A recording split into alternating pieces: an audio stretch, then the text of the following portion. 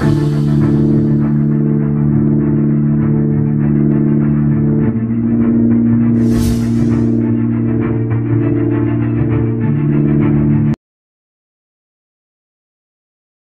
sepak terjang Gus Nur Samsun dari Padepokan Cakrawalodaya Nusantara viral di dunia per-YouTuban kita, khususnya dunia pemberantas dukun santet dan sejenisnya, setelah banyaknya video tentang aksi gerebek dukun santet bahkan preman yang keluar dari syariat Islam.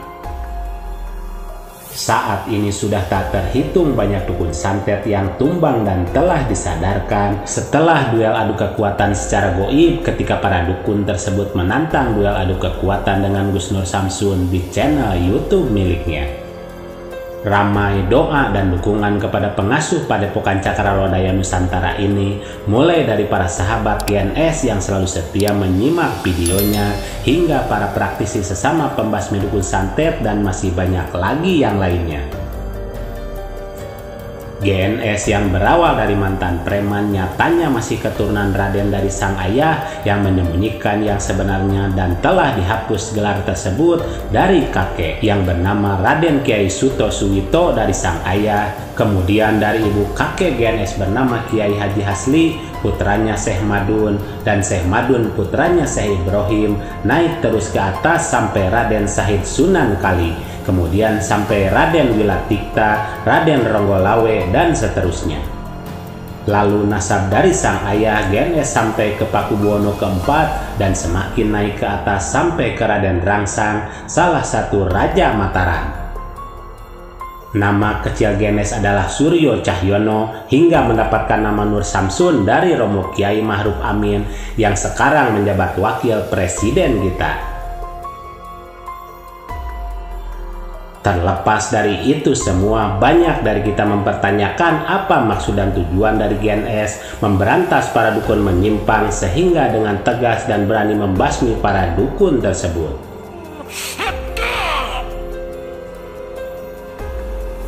Sebagian mengatakan bahwa GNS membasmi dukun santet adalah settingan alias tidak asli kebenarannya. Sebagian lagi mengatakan karena kehebatan beliau sehingga dengan tegas dan berani memberantas para dukun menyimpang tersebut. Sementara di sisi lain Ustadz Abdul Somad atau biasa disebut UAS juga memberikan tanggapan pencerahan untuk kita terkait apa yang dilakukan oleh Gus Nur Samsun tersebut.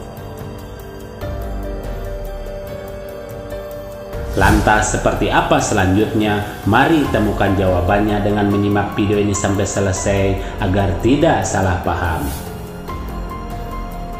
Kita semua tahu bahwa praktek perdukunan menyimpang nyatanya masih banyak di negeri kita setelah menjamurnya konten serupa seperti Gus Nur Samsun saat ini.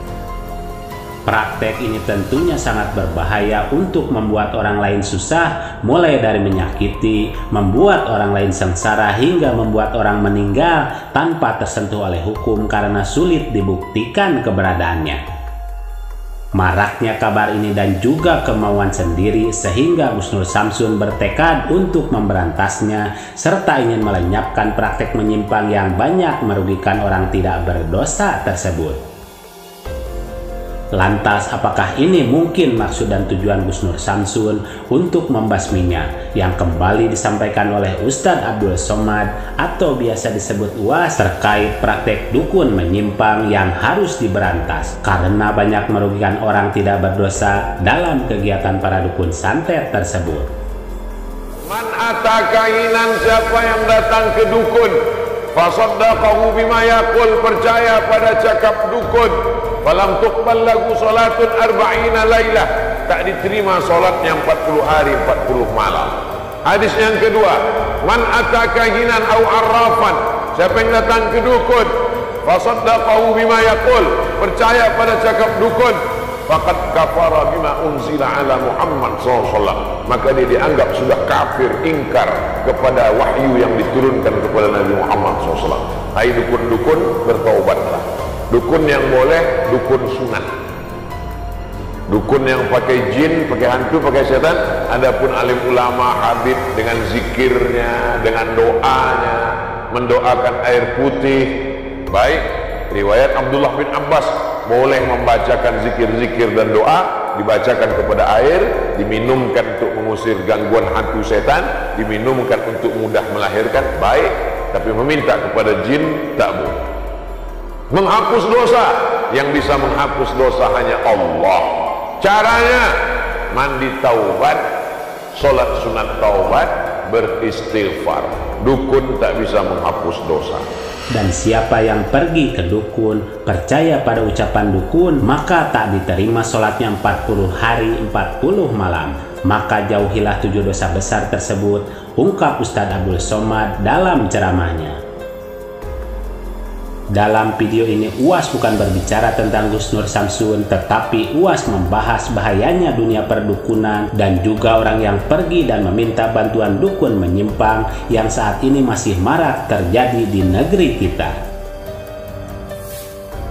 Sementara terkait aksi-aksi Gus Nur Samsun yang dianggap orang settingan atau tidak settingan dalam videonya, bukan hal yang harus kita permasalahkan, karena kebenaran dan keaslian hanyalah mereka yang melakukan yang tahu dan akan menjadi tanggung jawab mereka sendiri. Walaupun GNS sering mengatakan bahwa videonya memang adalah settingan untuk tujuan edukasi dan hiburan. Terlepas dari itu semua, mari kita ambil hikmah kebaikan serta bisa mengamalkan syiar yang telah beliau sampaikan. Yang jelas apa yang telah Gus Nur Samsun lakukan dengan syiarnya dalam membasmi dukun santet dan sejenisnya, serta ceramah Ustadz Abdul Somad terkait dunia perdukunan, telah membuat kita tahu dan berhati-hati dengan praktek para dukun menyimpang dan membuat kita lebih bertakwa serta mendekatkan diri kita kepada Allah Subhanahu wa Ta'ala. Mari kita bijak dan cerdas serta selalu mengambil yang baik dan meninggalkan yang kurang baik terkait berita dalam video ini maupun yang lainnya. Dan kita ambil saja hikmah kebaikan serta bisa melaksanakan sisi syiar yang beliau sampaikan. Demikian ulasan kami terkait pembahasan terbongkar siapa sebenarnya Gus Nur Samsun, siapakah sebenarnya Gus Nur Samsun dari Padepokan Cakrawalodaya Nusantara. Wallahu alam bishawab. Semoga video ini ada manfaatnya. Mohon maaf atas segala kesalahan dan kehilapan. Wassalamualaikum warahmatullahi wabarakatuh.